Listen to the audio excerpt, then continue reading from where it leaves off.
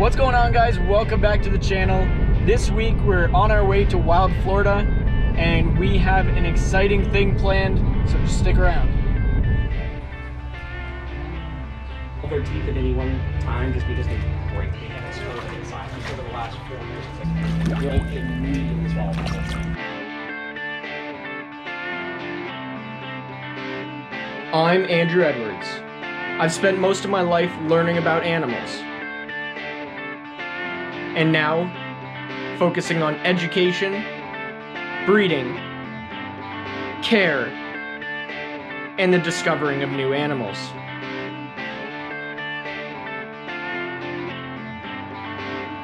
Welcome to Andrew's Reptile Arc.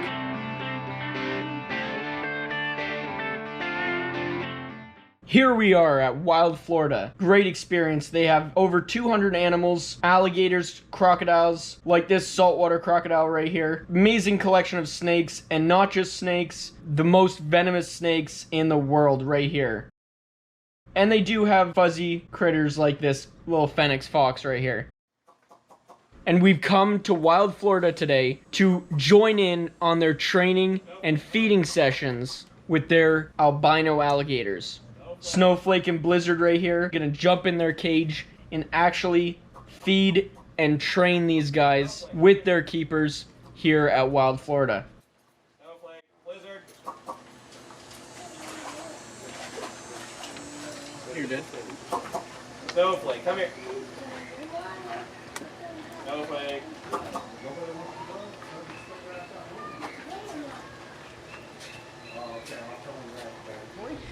We have a lot of people who think that these guys are a lot nicer than regular alligators.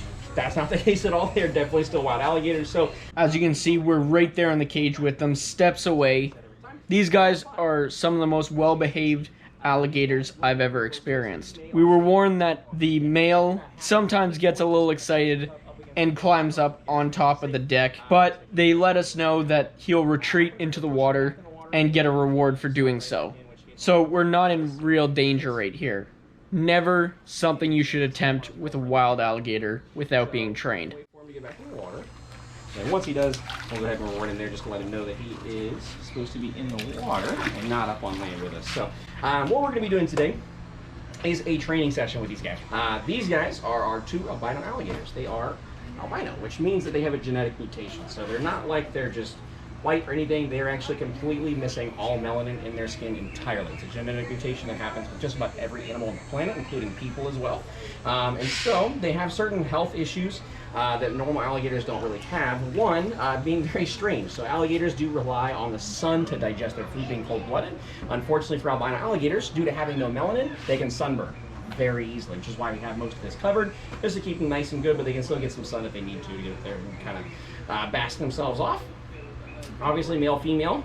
The big difference in size here, as you guys can see, Blizzard's our big guy. He's getting close to like 10 foot. It's about 9.5 or so. She is probably about 7 foot or so. And they've definitely kind of exploded these last couple of years.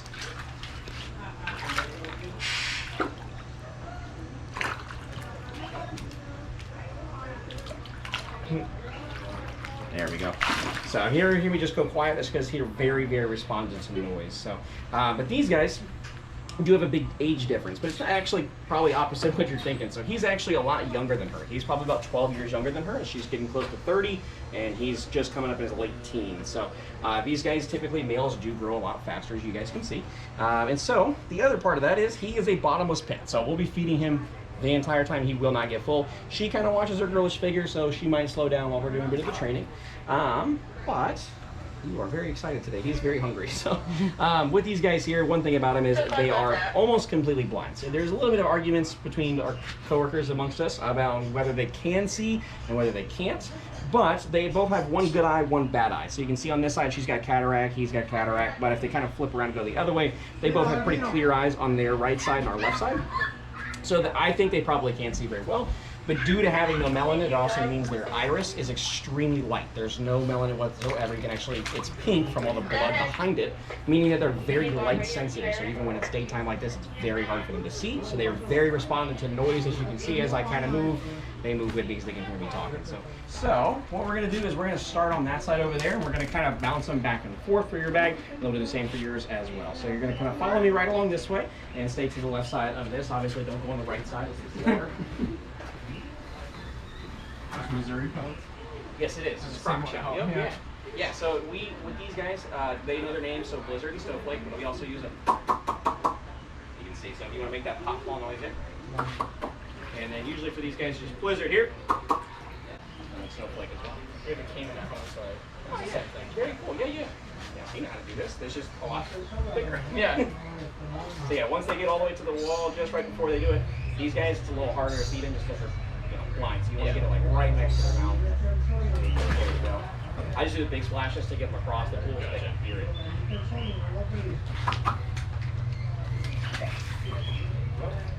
Yeah, so being blind, one of the things, of course, having a caiman, you'll notice, his mouth has got a little bit of rub on it, so they do bump against the concrete quite a bit. So eventually, like I said, they have exploded in size. Just over the last 4 years since I worked here, he was smaller than that. So he's gotten a lot bigger.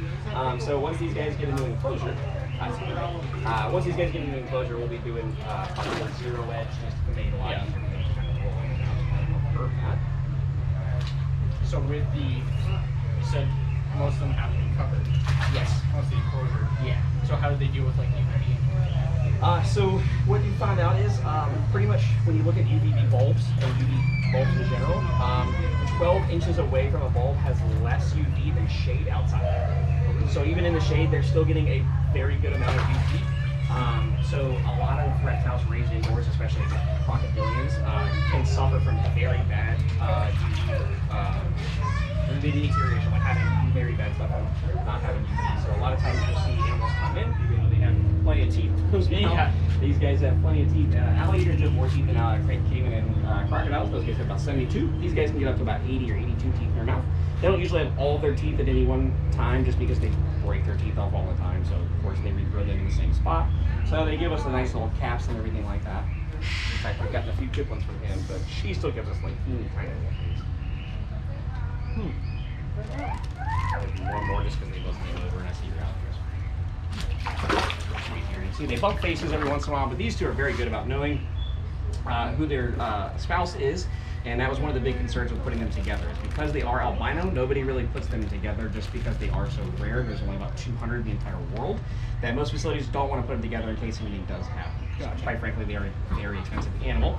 Luckily, these two bonded pretty quickly. They understand each other very well. These guys do very well together.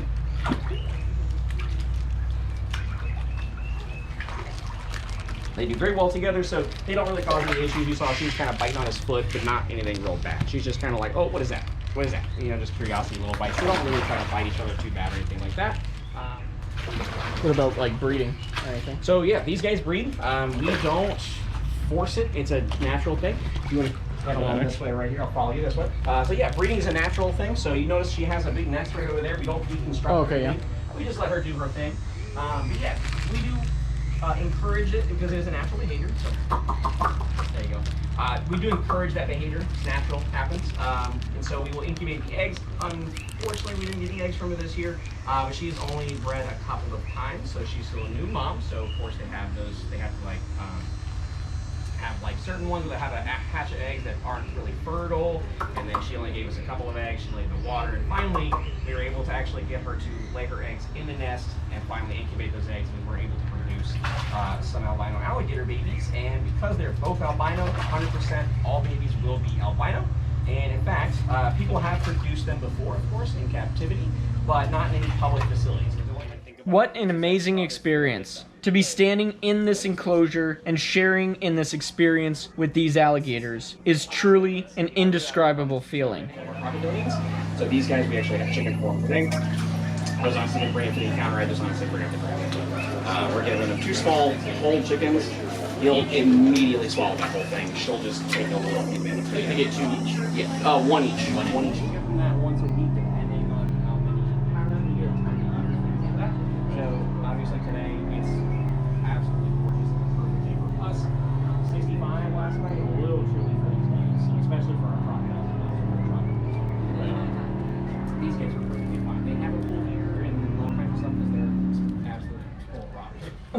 but the crocodiles definitely need it as well. So you can see we were able to swim with him, get in the water, and pick up his tail and have him. You can see him pay attention. Wow, what a close-up. Look how close we can come to these alligators. This is a unique experience with some of the rarest American alligators. There's only about 200 of these guys in the world, and we got to share this experience with them.